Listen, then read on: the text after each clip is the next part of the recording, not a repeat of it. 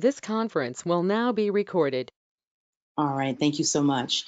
So, good afternoon. Welcome to all. This is the Diversity in Libraries course at the University of South Carolina. And my name is Dr. Nicole Cook. I am the Augusta Baker Endowed Chair at South Carolina. And I am so pleased to welcome everyone to our session today. We are continuing with our Augusta Baker Diversity Lecture Series.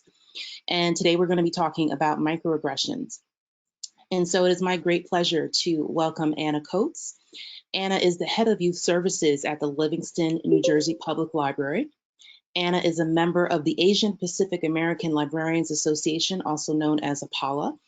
She is their former secretary, member at large, and Family Literacy Focus Committee co-chair. Anna is also a former ALA emerging leader and a New Jersey Library Association emerging leader. And she is a frequent speaker on topics related to equity, diversity, and inclusion and social justice in libraries. And she is also a dear friend and colleague. So I am very grateful that Anna is able to join us today to talk about this very important, but also perhaps difficult topic, but one that we all need to be adept and up to date with as we work in libraries and information centers. So without further ado, I'm going to turn it right over to Anna. Thank you, Dr. Cook. First and foremost, I want to say what an honor it is to be invited back by you to speak to your class. Dr. Cook has done some extraordinary, important research for the field, too much of it thankless. So I think everyone in this class is very lucky to be taking a class with her, and I can only hope to achieve half as much as she has professionally. So thank you for having me here. I think it would be remiss if I did not mention the ongoing COVID-19 situation. And I know it's been very difficult for all of us in a lot of ways. I'm coming from New Jersey, which is the second worst hit state in the country. And I'm living in Essex County, living and working in Essex County, which is the second worst hit county in New Jersey. So I just want to thank everyone for, with everything going on, coming to class today and joining us here today. So I'm going to move on to my presentation. Now, do I just do the screen share for that? Yes, the screen share. All right, let me share and I'll go over. All right, can everyone see, can everyone see my presentation?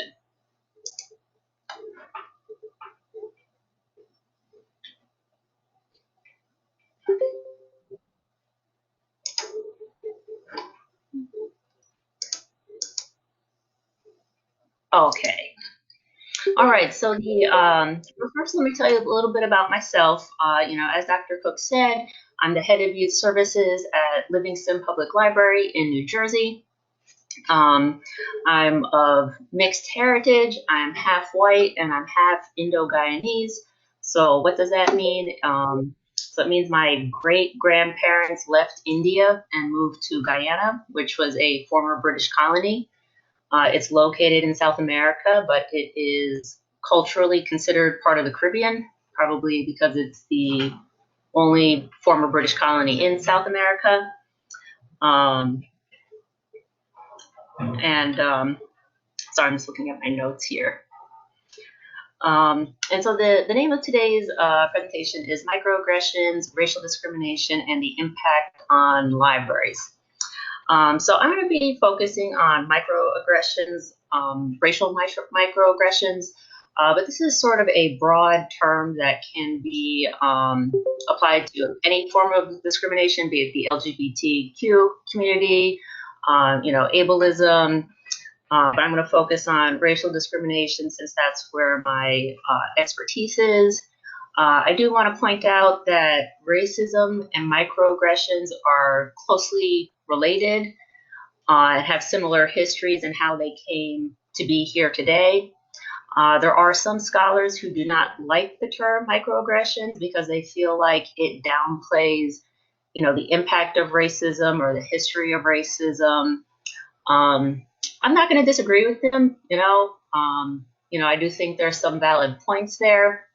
That being said, I think when it goes to have conversations about improving our behaviors around this, in some ways, for some people who are maybe not as familiar with how their words or actions can be hurtful, using this terminology can really open up conversations. I also do think that, as we'll go over in the presentation, that there's definitely stuff that is blatant discrimination, and then there's some gray area where people within even one community may disagree.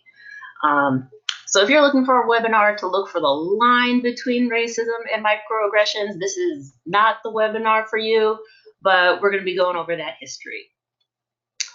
Now, for this webinar, I'm going to ask that everyone save questions until the end. The reason being that, one, this is very information heavy, and so I just kind of want to get through the information in the time allotted.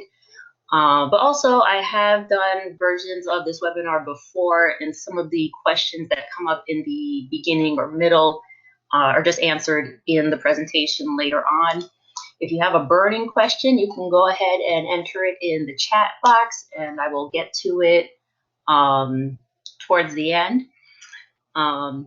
Because of the way my screen is here, if there's a question that Dr. Cook you think is pressing, please, if you don't mind, please read it to me so that it gets my attention.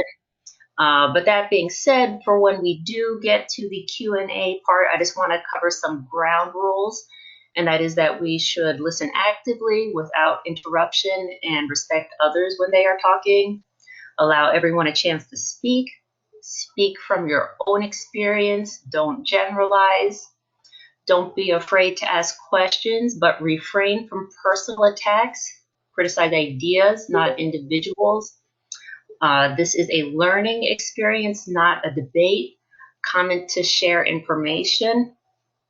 Avoid blame, speculation, and inflammatory language. Our goal is not to agree, but rather to gain a deeper understanding and take personal and institutional action. And so with that, let's dive in.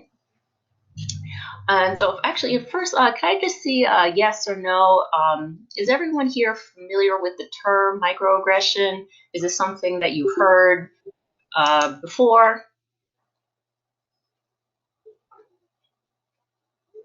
Okay, great. Seeing a lot of yeses. And so over here, I just have some general broad categories in which someone may be privileged or may be disadvantaged or marginalized. And what I would like to challenge everyone to do is, in each of these categories, think about ways in which you are privileged. And so, I can tell you all about the different, issues I've had, discrimination I've faced in the category of race and ethnicity. But myself, I am a straight cisgender woman. So I've never had to worry about things of like coming out to my family and, will my family accept my sexuality? So, even if we are marginalized in some ways, there may be other ways in which we are privileged. And even within these categories of race and ethnicity, as you can see, I am very light-skinned. I am half white. I have a white-sounding name, which was done intentionally by my mom. So, even again, as I'm seeing ways that I'm disadvantaged, and because this is impacting my life, and it's very easy for me to see the parts where I'm at a disadvantage, it is important to also keep in mind how we are advantaged. And one thing that we all have in common in this room, an advantage or a privilege that we have, is that we all either have a master's degree or we are working towards getting a master's degree. And, if you're like me, you could be sitting here like, oh my God, but, I got all these student loans and, I'm hoping to enroll in public service, student loan forgiveness, but with current administration, who knows if that's going to go through. But you know what? I had the time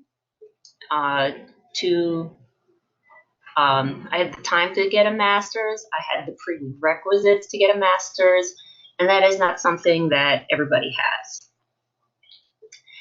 And so we're going to start by talking about legalized racial discrimination in the USA by focusing on the impacts in New Jersey and libraries in New Jersey. And so you might be sitting here wondering, like, well, why are we going to be talking about New Jersey? I don't know if we have anyone from the Northeast here, but you know, your master's program is based in South Carolina. So this was actually born out of a presentation I did do originally for New Jersey libraries. But I think it's relevant because a lot of people tend to think of New Jersey as a liberal, progressive state, with us being so close to New York City. You know, we got Cory Booker, you know, things like this. But as we're going to talk about, racism is actually a pretty big problem in New Jersey. And, you know, growing up in New Jersey, especially in the northern and central parts of New Jersey, I was certainly raised to think of New Jersey as a state that, you know, we don't have discrimination.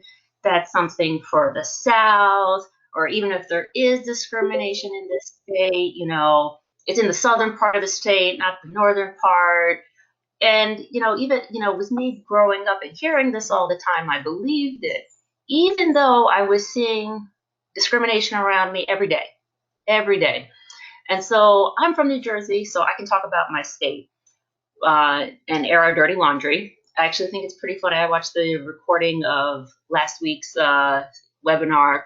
I thought it was funny how some problems in New Jersey got brought up. But I want to challenge everyone to also, the things we talk about today, to look into these things in your states, wherever you grew up and what you call your home state, and to kind of compare how what you've learned growing up, you know, how does that match or not match with the facts and the statistics that exist.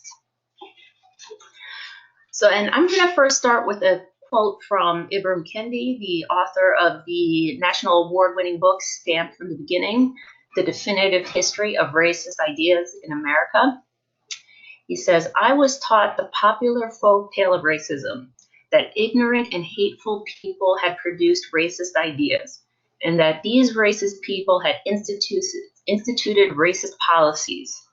It had actually been the inverse relationship. Racial discrimination led to racist ideas, which led to ignorance and hate. Racial discrimination leads to racist ideas, leads to ignorance and hate. This is the causal relationship driving America's history of race relations. And so to just sort of paraphrase a little bit, you know, again, this is a stereotype I grew up with, that, you know, racist policies come from these ignorant and hateful people. And if only people would think differently, you know, we wouldn't have this, you know, the political structures that we do. When in fact, what has happened throughout history, and if you have the time, I really recommend this book. I really think it is a great way of looking at U.S. history, and again, to compare what we were taught versus things that were happening.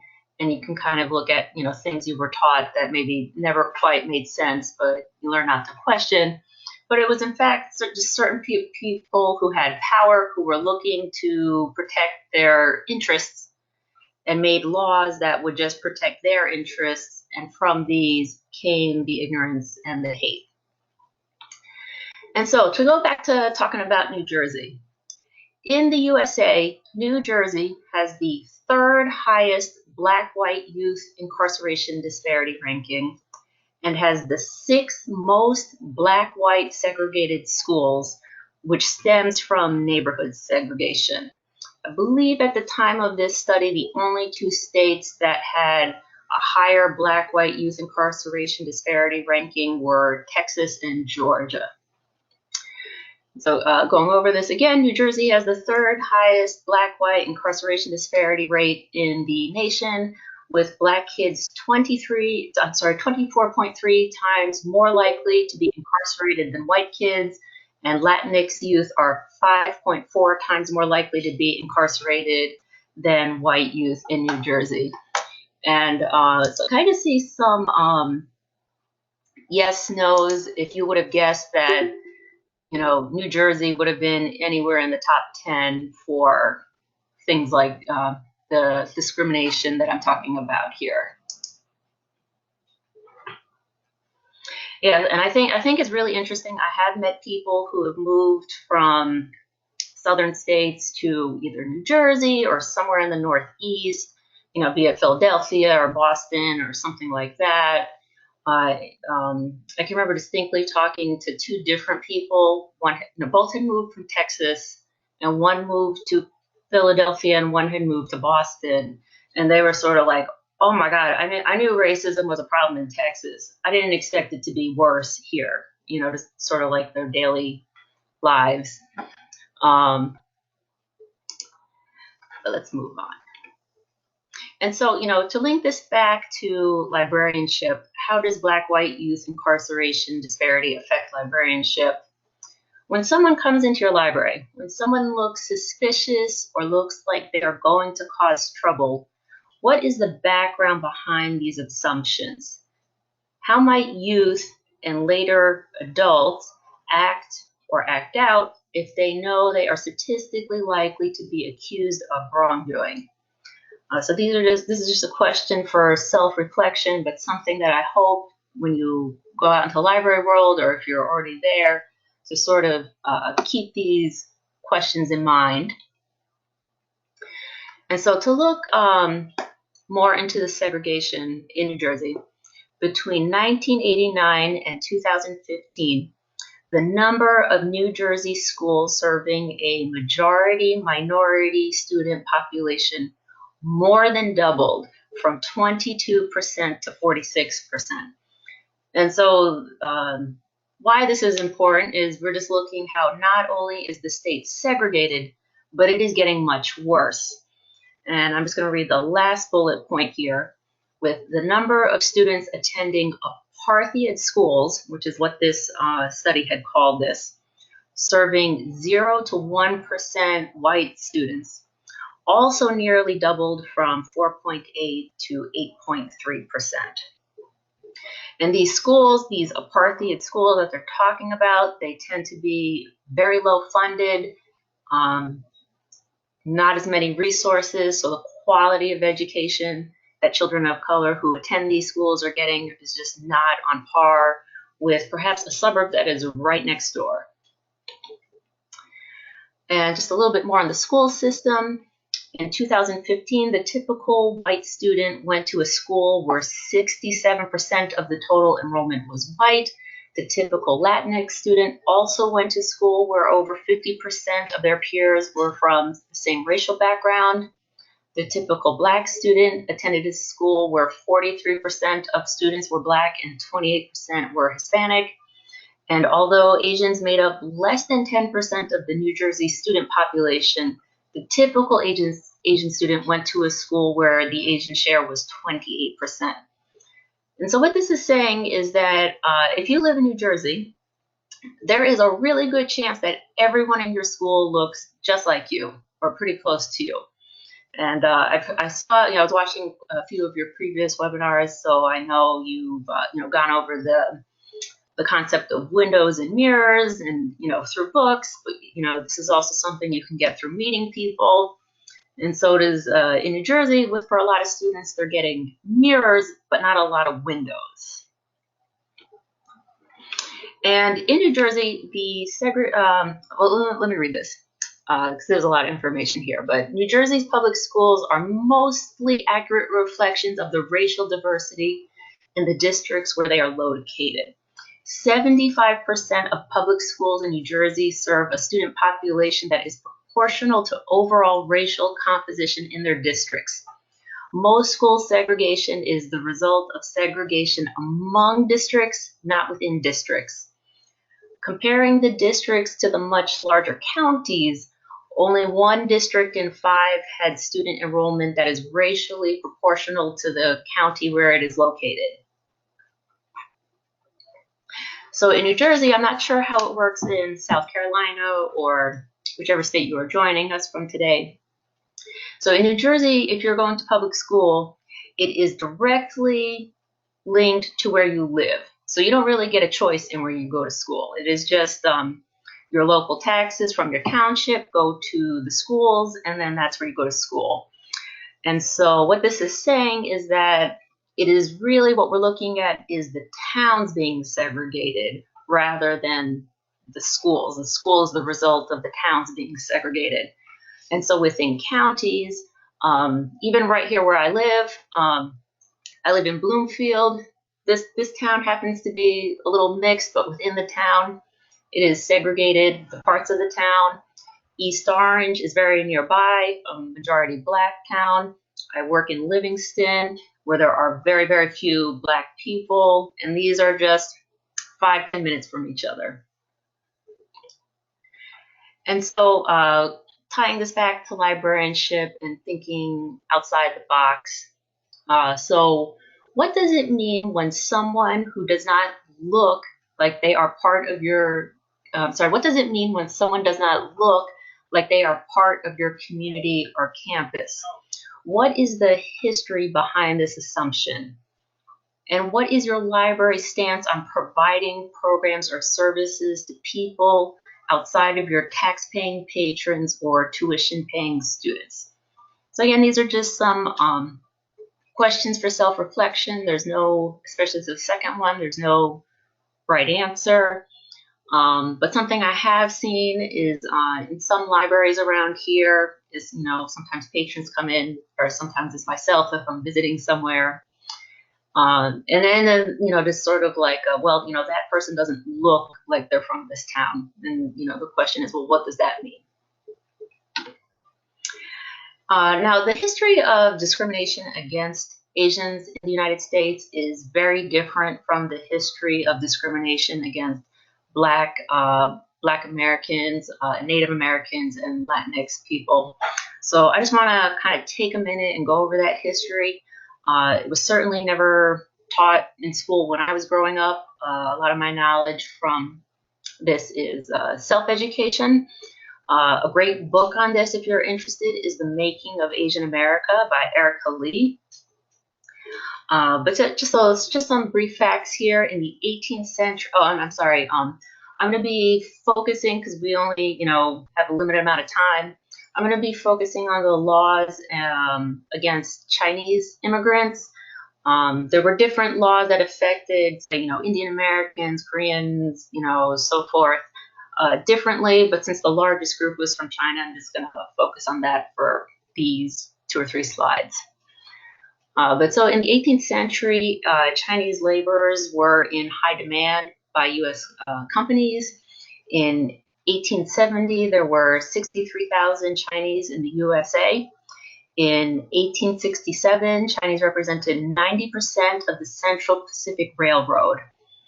And by the early 1900s, Chinese immigrants had spread out to big cities across the country and mostly supported themselves by running small businesses such as laundries, restaurants, or stores. And then this is just a few laws. Despite the high demand of Chinese laborers, the U.S. passed a series of laws forbidding Chinese from entering the country. And so here was a case where the U.S. at the time did not have enough people. It did not have enough citizens. It did not have enough labor for all the work that it wanted to do, especially with westward expansion. And so here we had companies very actively recruiting from Asia saying, hey, we need this labor. We have jobs for you. We need the work done. But at the same time, the U.S. did not want this labor that they needed to settle in the U.S. and to stay here permanently. And so if you look at, say, newspaper clippings from the time on the topic, a lot of the language that was used against Asian immigrants at this time period is almost exactly the same language that we are hearing today used against Mexican immigrants, Latin American immigrants, or even, it gets applied to people of Latin descent who have been here for generations, which is another topic. Again, it's a pretty broad topic I'm talking on today, and we only have a limited amount of time. But so one law I want to point out on this slide is the 1875 Page Act that banned women suspected of prostitution as well as Asian laborers brought into the U.S. involuntarily. And this law is a fine example of interpretation of the law is very important. So with Asian women suspected of prostitution, so in order, again, the government was trying to prevent people from staying here. And one way they were trying to do that was saying, we only need men here for labor. If women come, they can have families. We don't. So pretty much this just applied to any Asian woman. And it was very hard for Asian women to immigrate to the US during this time period. And then it was not uncommon for Asian people in China or different parts of Asia to be kidnapped or to be brought here under false pretenses about work. And so what this basically did was it gave people like that no protection. So it just said, hey, you're not supposed to be here because you're here involuntarily, so you're on your own. And this just allowed people to be exploited by the companies that kidnap them. And then just a few more laws here. And I do want to point out that this was before, just a minute, I have this in my notes. Let's see. So I'm getting caught up in my notes. 1929. Before 1929, you did not need, no matter where you were coming from, you did not need any sort of paperwork to enter the US. People just sort of showed up and they hoped to be allowed in. There were things like, physical exams or, things like this. So you might be turned away based on health or something. But so if somebody has their ancestors here before 1929, and they're saying something like, oh, my ancestors came here the right way, well, they're either lying or they don't know their history, because here we are seeing the first laws from the US or really any country that barred entry based on ethnicity or country of origin. And so there was the Asian Exclusion Era. The Chinese Exclusion Act was not repealed until 1943. And then I'm just going to read this page. Out of the 1960s, a new Asian America was formed. First came the passage of the 1965 Immigration and Nationality Act, which liberalized the nation's immigration policy and ushered in new generations of immigrants from throughout Asia, many of whom had no connection to pre-World War II communities. So this first part is just saying how the US government did a really good job of breaking up Asian American communities. In addition to other changes, the law created immigration preference for categories based on family reunification and professional skills. Of course, that's being challenged right now. Recent immigration laws have continued that trend. The 1990 Immigration and Nationality Act, for example, increased the flow of highly skilled guest workers from abroad with temporary visas known as H-1B visas, and U.S. companies, especially in the high-tech sector, have actively recruited high-skilled workers from Asia. Asian immigrants receive about 3/4 of these visas. Indians alone receive 56% of the 129,000 H-1B visas granted in 2011. So for anyone unaware of where the stereotype like, oh, all Asians are smart or, something like this, obviously in every country you have all abilities and intelligence levels.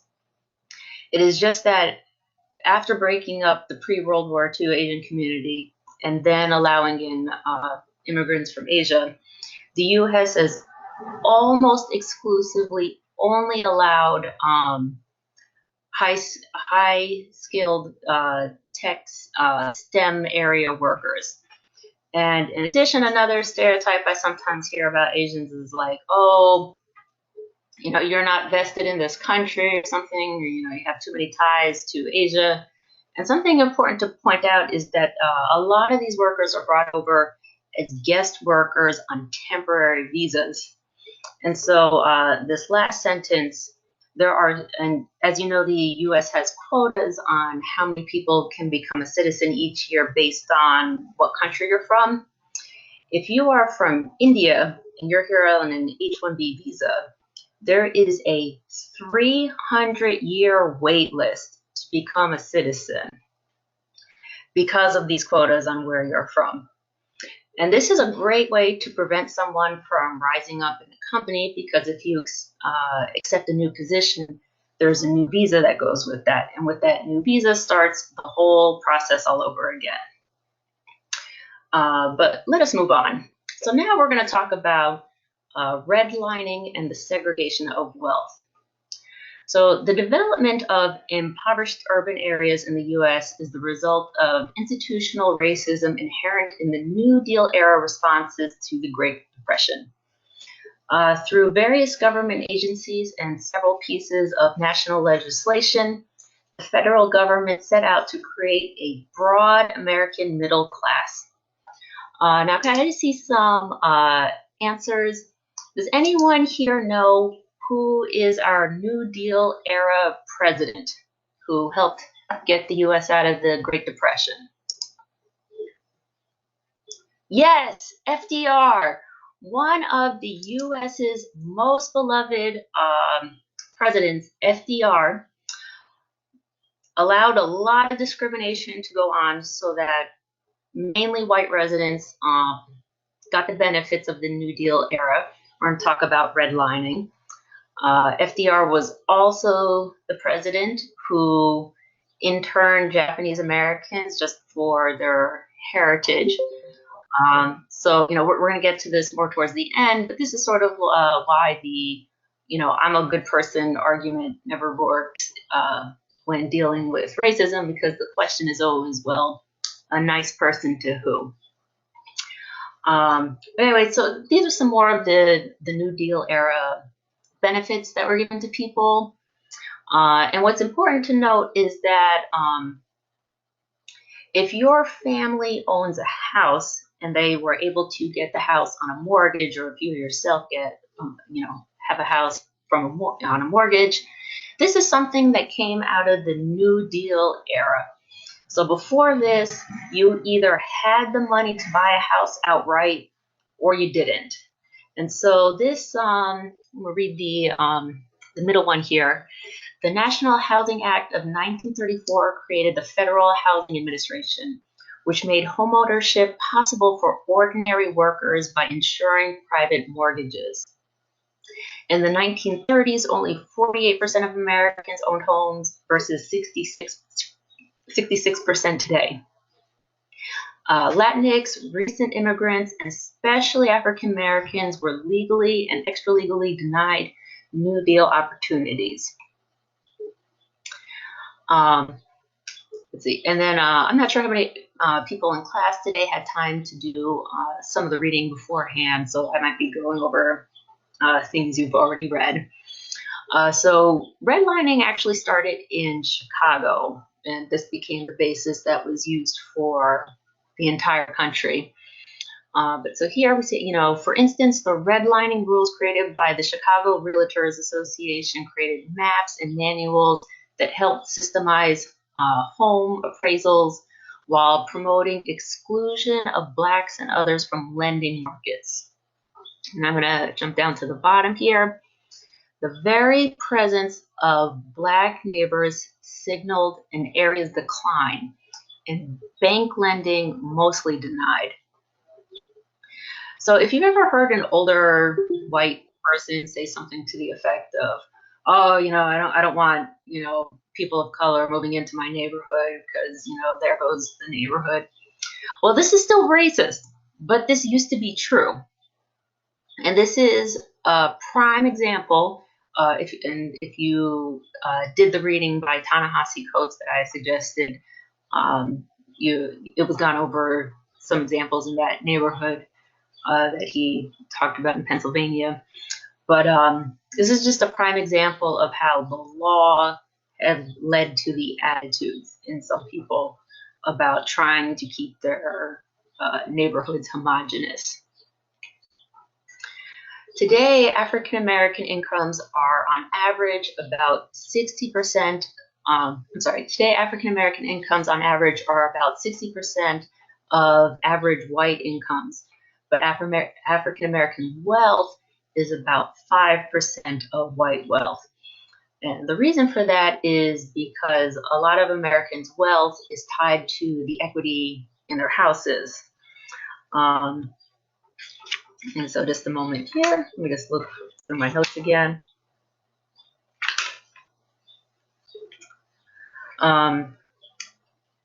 So in 1968, when the Fair Housing Act passed, that effectively said that African Americans are now able to buy houses in every neighborhood. You can't outright discriminate based on race. This was essentially an empty promise because houses that were affordable during the New Deal era had become expensive communities that were no longer affordable to the average person.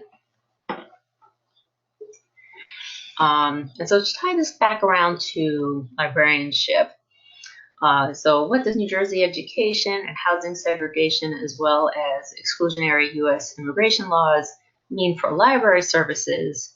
So again, going back to this question, when you see a patron or a student who looks like they don't belong in your library or like they're not part of your community, what does this mean? And what is the history behind this perception?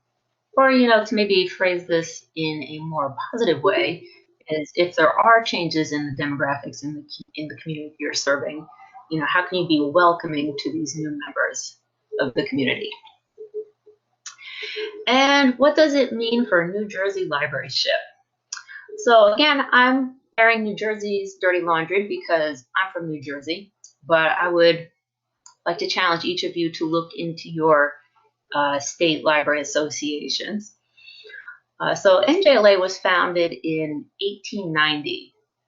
In this actually I think it's a little bit more than 129 years now, but anyway, in this about 130-year history, the number of people of color who have served on the executive board are, so we've only had 4 presidents who are people of color, and the last person of color who served as president was over 20 years ago.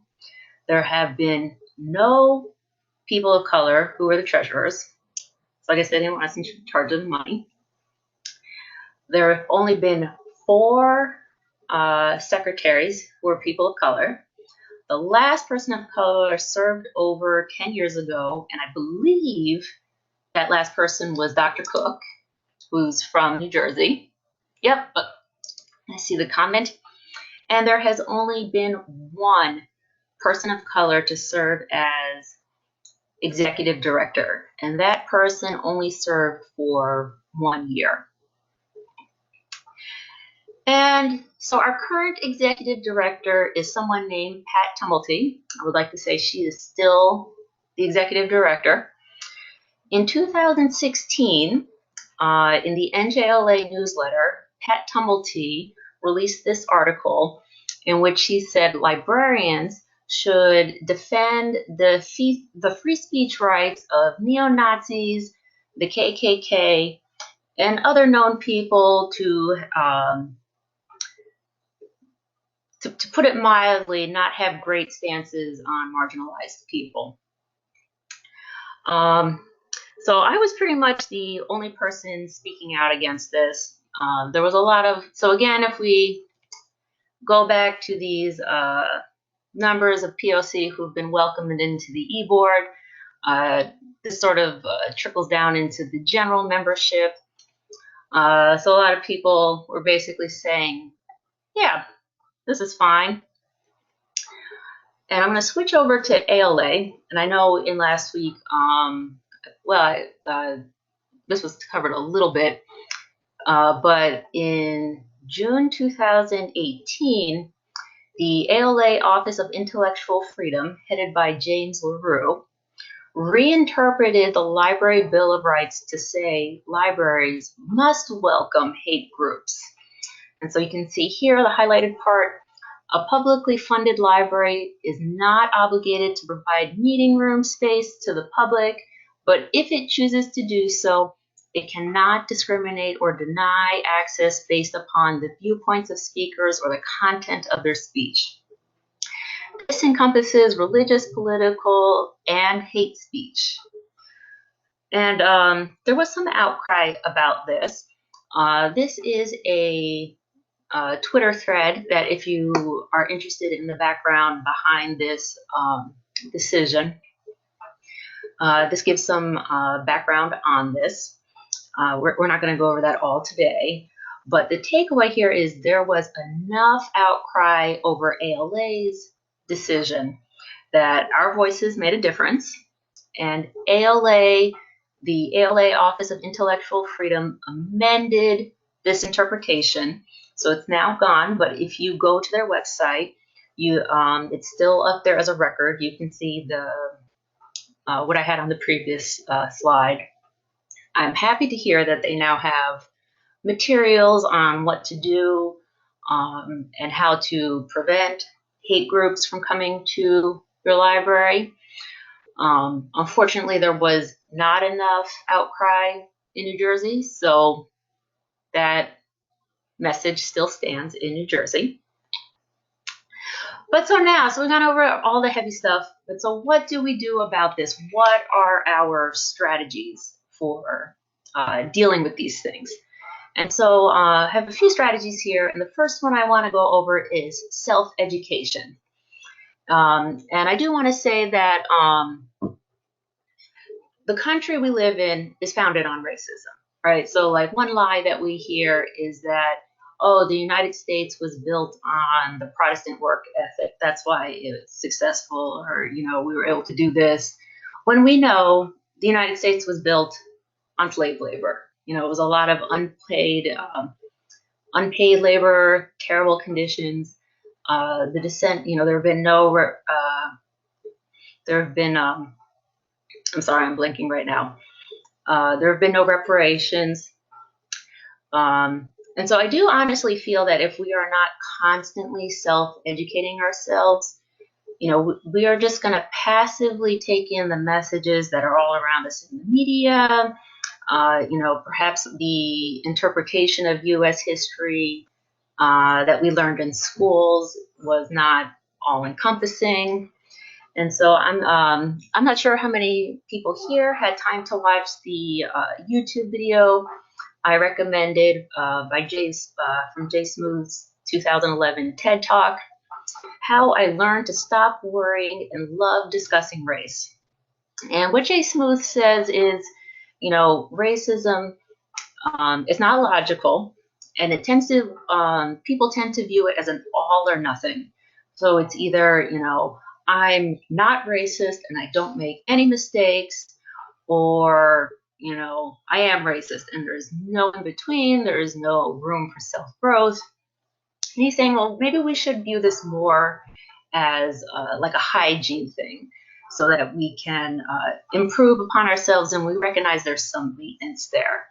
And so here I have, you know, if somebody's giving you some feedback that, hey, you know, the thing you said there was a little racist, you know, some comebacks I'm sure we all heard at some point, either said to us or said to somebody you're hearing, is, you know, I'm not racist, I'm a good person, you know, I have coffee with Black people, you know, what, one of my relatives is gay, you know, there's just no way I'm racist. Which again, Jay Smooth goes over how, as much as we may try to say like, hey, I'm trying to focus on the thing that you said, not you as a person, people often just turn this into like a who I am type thing. But so using his argument, you know, about hygiene and how this is, you know, more about maintenance and constantly trying to improve ourselves, what would these, and I'm basing this from his talk, how would similar responses sound if someone pointed out that there was something in your teeth? And they might go, you know, I'm not a dirty person, I'm a clean person. You know, I have coffee with dentists. One of my relatives owns a toothbrush. You know, I'm a physician, so there's no way there's something stuck in my teeth. You know, I brush my teeth twice a day, so there's no way there's something stuck in my teeth. And so anyway, if we ever have time to meet and, you know, we become friends, I'm definitely that person who tells you there's something in your teeth. in both senses here. But I want to say that myself as an individual, as much as I hate making mistakes, it is hard to admit when we make mistakes. I want someone to tell me when there's something in my teeth, because I don't want to go around looking dumb. I want someone to tell me so that I can correct the problem. Let's see. And then also developing cultural literacy, understanding microaggressions within marginalized communities. And so again, some questions for self-reflection is to ask yourself, what have I done to educate myself about the marginalized communities that I serve? Have I only relied on information given to me by individuals, or have I done qualified research?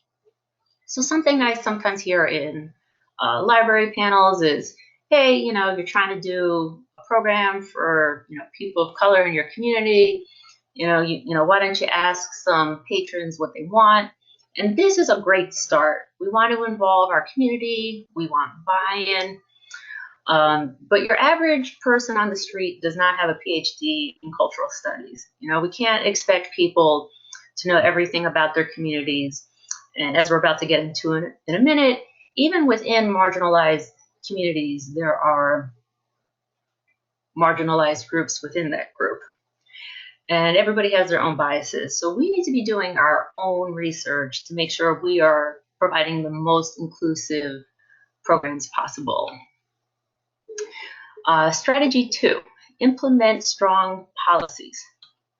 So this here is an excerpt from the Livingston Public Library's program policy. I worked on this with my director, and I was really insistent that we needed some language that said, we need to protect ourselves in case a group like the KKK or neo-Nazis wants to rent some space here, which, I would hope it's unlikely in the particular library I work in, but you never know. And my director at the time was really into this idea of free speech and not limiting expression. I would like to point out that if somebody were to get up and say something like, I hate white people, all white people should die, and here is my plan about what I'm going to do, they get locked up and called terrorists, as they should. We should not be having violence against anybody. Yet, the KKK does exactly that, and there's people who go, hey, whoa, free speech. And so there were a number of cases across the country that I just kept sending to my director and saying, well, what would we do with this situation? And so she got on board and said, yeah, I don't want to deal with this, so let's make sure our program policy reflects this. So we have this language. All library programs are meant to be inclusive without the promotion or use of hateful ideology or speech. Strategy number 3, provide services and programs that embody diversity, equity, inclusion, and social justice. And so actually on this next slide, I have a picture of the Civic Lab from Skokie Public Library in Illinois. Now, Skokie is funded differently than any New Jersey public library is. And I think this is part of why they're able to have such progressive programs. I definitely do programs of, close to this nature. I hope to get to this level where they can do something like the Civic Lab. If you can go to their website, you're going to see more on this. But I think I heard, if I remember correctly, because the idea of intellectual freedom and speech was part of your webinar last week. And I think somebody made a comment of, well, if you're having a program that is anti, trans community, what message is this sending to the trans community? And I'm definitely behind that line of thought. What message are we sending our communities with the programs that we do? And so if we really do have this message of all are welcome, what are we doing to actually let everyone know they are welcome here? And strategy 4, understanding nuance. And so I just have a slide here of a meme you may have seen. White privilege is your history being part of the core curriculum and mine being taught as an elective. Or might I add, as a West Indian person, not being taught at all. So just a show of hands here is to, again, just like highlight how much we don't know about not white history in the US. How many people here know or knew ahead of before me saying this, that there are more Hindus in New York City from the Caribbean than there are directly from India?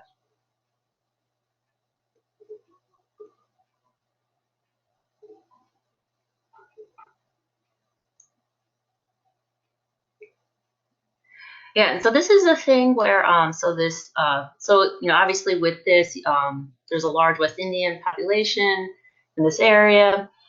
But this is something when I share with other Guyanese people, other Indo-Guyanese people, they also don't know this. And so we're a part of the community here, and we don't even know this because it's just something not taught. So the idea that, we're all equal, anyone who says like, oh, inequality is a thing of the past, an easy way to counter this is to just ask them how much they know about a non-dominant culture and how much it is not taught, how much it is not represented in the media, how you can be in New York City, part of a community, as I'm saying, and not even know what your representation is. And so just to kind of dive into this idea of understanding marginalization within marginalized communities, just some questions that came to my mind. Is there an Indian cultural organization in your community or on campus that only focuses on Hindu traditions? Are you aware of the number of Muslim and Christian Indians that there are? Is there an Indian organization that only focuses on Northern and Central Indian culture? Are you aware of the marginalization of South and Northeastern Indian states? Is there a Latinx organization that excludes Afro-Caribbean and or Afro-Latin American culture or excludes Asian Caribbean culture? Does your library call it Chinese New Year or Lunar New Year? Are there ethnically non-Chinese people in your community who celebrate this holiday? And so again, if you're just asking somebody, depending on who you're asking, they may be a person who's part of the majority in this from their culture and not even be aware of the people not represented in their own communities. So that's where it's up to us as information professionals to do the research, do what we can to make sure we're reaching out to everyone. And then, I'm sorry, I know we're getting close to the end here. So is something a microaggression? So we're going to go over a little bit the gray area I talked about in the beginning. Microaggressions aren't always clear. Members of the same marginalized group don't always agree on what is and what isn't a microaggression. Microaggressions are about how people from marginalized groups feel, do not deny or dismiss how someone feels. Microaggressions can be hard to recognize when you are part of the dominant group, and be aware of the power of your words and actions. And so this here is a meme from a few years ago when Donald Trump made some comment about people from shithole countries. So somebody made this, took this picture, the bookstore had done a display, writers from shithole countries, and there were mixed reactions to this. Some people from the countries in question, or who had ancestors from the countries in question, thought this was funny. Other people thought it was not, said, my country's not a shithole.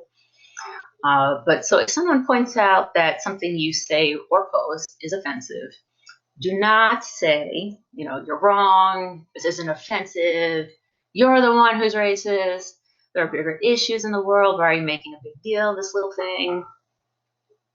And in this next slide, this was a picture from last year's summer reading poster.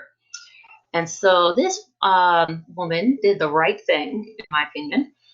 So this was a white woman who received this poster, and she posted in Storytime Underground and said, basically, hey, I got this poster for summer reading. You know, I'm white, I'm not Asian, so I'm looking for more input. And the yellow skin tone on the apparently Asian characters here, you know, I'm not sure how I feel about that.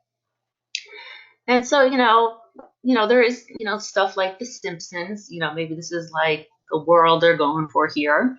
But we can see there's 3 other kids who do not have yellow skin tones. And so, unfortunately, well, I have good news and bad news. Unfortunately, like going back to the things you should not say, there was a lot of response, sort of like, you know, how can you say this could possibly be a problem? You know, a lot of work went into this. The good news is the posters got changed. So I was not in the first round to get these posters. So when I did get the posters, there were not yellow people in the posters. So if somebody says something to you, point out that, hey, you know, I think this might be a little problematic. You know, some responses you could have is, you know, I didn't think about it that way. You know, it's quite possible. You know, I didn't realize this could be hurtful or offensive. You know, I'm sorry, I hadn't thought about this perspective before. And then especially this last one, if you're really, you know, need some time to think, you know, I hadn't considered this before. Can I have some time to think about this before responding? And so our last strategy, number 5, responding to microaggressions. In general, find allies, support groups in your library, department, your campus, or in your community, professional development groups or online spaces, practice self-care. In the moment or after the moment, take a step back and decide how you want to respond. You know, if you want, you could turn the situation into a teaching or a learning moment if you have the energy for it that day.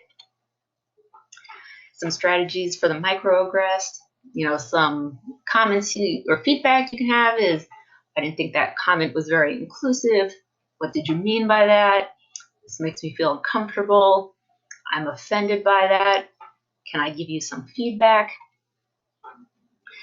And for the upstander, so maybe for somebody who's witnessing this but is not on the receiving end of the comment, you know, feel free to interject. You know, I don't think that comment was inclusive. What do you mean by that? This makes me feel uncomfortable. I'm offended by that. Can I give you some feedback?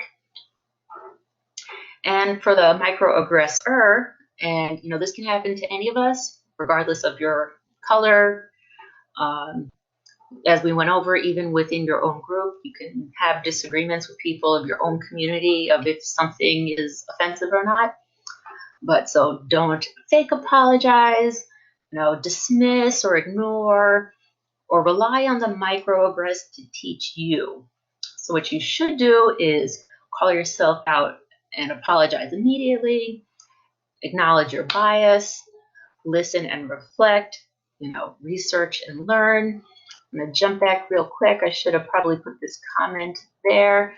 You know, this last one again, you know, can I have some time to think about this? It is quite possible if you're learning something new, you need some time to process and really think about it. But so that brings us to the end. So does anyone have any questions?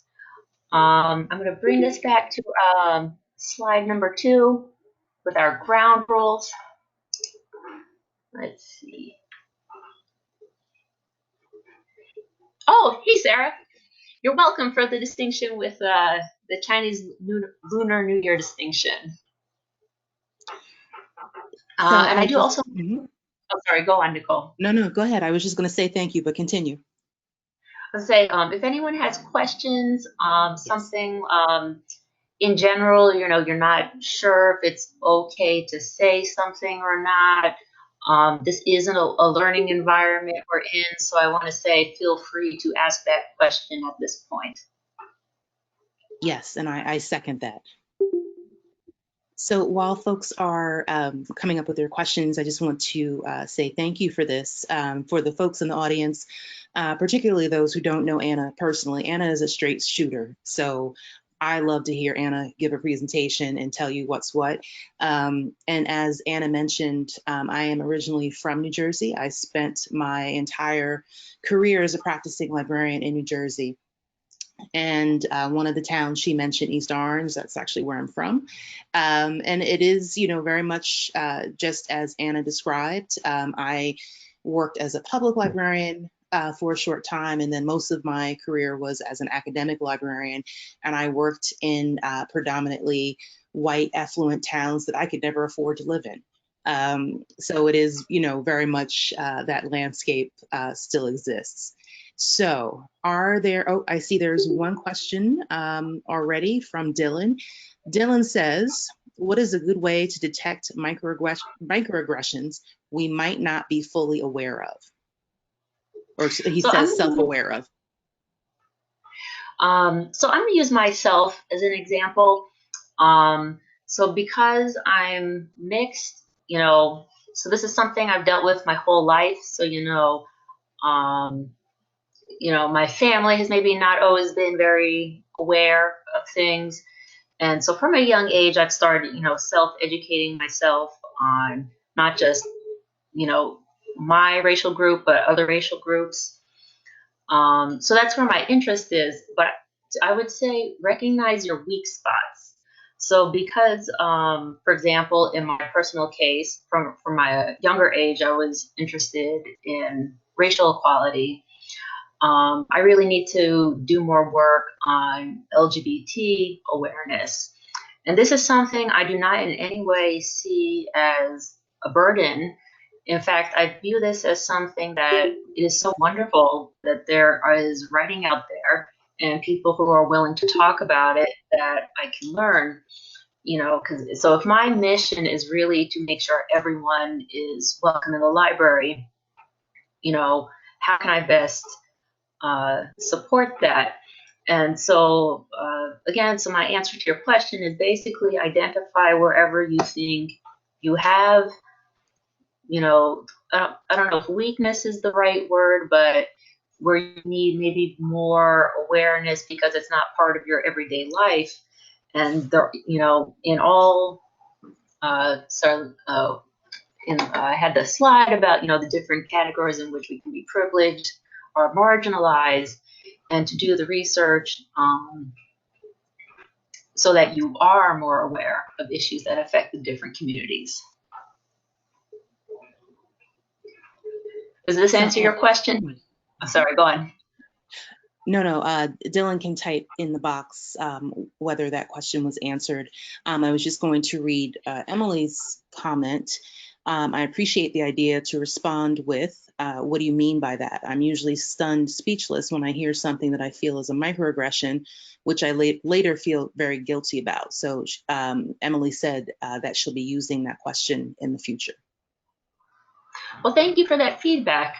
I know I myself, as much as I've either experienced or witnessed things, sometimes in the moment, even though it's happened before, so sometimes it still feels shocking in the moment. And sometimes I want to take a moment to respond, especially if I'm in like a work situation and I need to carefully phrase how I'm going to respond. So I love phrases like that as well. If I can add to that, some of the trainings that I've been in and some that I've actually conducted on this topic and in this area, the suggestion is to actually come up with a script. And I'm not necessarily suggesting role playing. I mean, if role playing is your thing, have someone be the microaggressor, have someone be the one that's being microaggressed against, and actually practice the scenarios. But it could just be as much as looking up different scripts, different responses. And, you know, like a lot of things, this could be a matter of practicing, right? So if you are practicing some of these comments, you know, like, what do you mean by that? Or I'm offended by that, the list that Anna had, and just kind of, you know, make them part of your repertoire. So the next time something comes up, it's not to say that it won't sting or it won't make you mad, but you'll have something a little closer to pull from to address something in the moment, as opposed to, you know, waking up like I do in the middle of the night saying, oh, this is what I should have said like 15 hours ago. All right, so Jordan has a question. Do you have any strategies for when you call someone, in parentheses, a patron, out for a microaggression and they respond in a hostile or aggressive way? So my first part of my answer to that is going to say is to check in with management and see how much support you have from management, and then to check in with yourself about how you feel about the level of support you are getting from your management. So something I do with patrons, and so I'm head of youth services, so the majority of who I work with is children and teens. So in some ways, I feel like I have an advantage over an adult services librarian, because teens and kids more or less know they're supposed to listen to you. You know, they push boundaries, but they know they're supposed to listen to you. Adult patrons, maybe not the case. So something that I find is effective is to basically repeat back to them what they said, or keep repeating, what do you mean by that? And, you know, if you keep saying, what do you mean by that? And, you know, they're trying to explain themselves and, you know, or get flustered. But with this, they're sort of leave, you know, they might get flustered and leave, versus, you know, with adults, patrons, not, you know, it'd be different for coworkers. I might not necessarily be looking for that teachable moment because I don't know how they're going to respond. I'm just going to keep on with the, what do you mean by that? And let it be known that was not acceptable. Or, you know, or depending on what it is, that I'd say, hey, that's not acceptable. You just can't say that here. If you have an example, I might be able to give more of an answer. Anna, I have an example, or maybe an example that would fit with this. I know that a lot of folks are sheltered in place and they're at home, so maybe this hasn't come up yet. But in light of the COVID situation, with the extreme racism, xenophobia, and violence that's happening against Asian Americans and members of Asian communities, when libraries reopen, it is possible, you know, that someone might say, I don't want that, you know, insert whatever person. I don't want that person here because they brought that disease over here and they're going to make me sick. And so that could be an example of, you know, someone saying, you know, to you as a staff person, making a more, I think, than a microaggression. It's really more of a macroaggression, but making some type of statement that the library staff might then have to respond to. So this is something that has been on my mind. I do work in a library with a high East Asian population. And so in that situation, I would just sort of respond with facts and be like, well, you know, coronavirus spreads easily. You know, anyone can have it. Anyone can be asymptomatic. And, you know, if the person accepts this, you know, wouldn't that be great? You know, they just accept it immediately. It's fine. But if they're sort of insisting that, you know, oh no, you know, Asians are the start of it, or the problem, I would just, you know, I would just say, the language you're using right now, the ideas you're expressing are not acceptable, you know, and I would go back to the fact, anyone can have this. You know, if you are uncomfortable here, you can leave. To be quite honest, I don't know if you have it, and I think you're standing too close to me, or, you know, something like that. But that's me, you know. I'm not sure if everyone quite as aggressive an approach. Yeah, I do. But to your point, I mean, I think you have to get to that point. But yeah, and I do with that want to just kind of circle back to Anna's previous response. You know, everything is not a teaching and learning moment, as much as we want it to be. And the idea of, you know, really knowing in advance the type of support that you have from your leadership and management will unfortunately, for better or for worse, influence the types of decisions and kind of responses that you can have. I worked at a place where I knew that wasn't going to fly. Now, were there times where there were calculated risks and I felt like I needed to, you know, say something because that was part of, you know, how I could look myself in the mirror every morning? Yeah, there were some calculated risks. And, you know, if I said something that was then reprimanded, then that's just what it was. And then there were other days where, you know, that just wasn't the battle I could pick. And to very much Anna's point, just lead with facts and this idea that that language is unacceptable. Are there other questions or comments for Anna?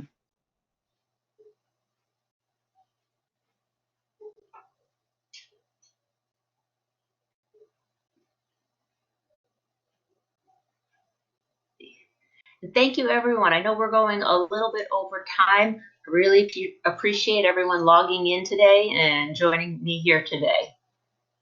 So please join me in thanking Anna. It is, as always, been an honor and a pleasure to hear from you and to have you come share your expertise with us. Thanks, as always, to the students in the class, and thank you so much for our special guests that are logged in. Always grateful to have you as well. So with that, please be well and hope to see you at another lecture. Anna, thank you so much. Thank you.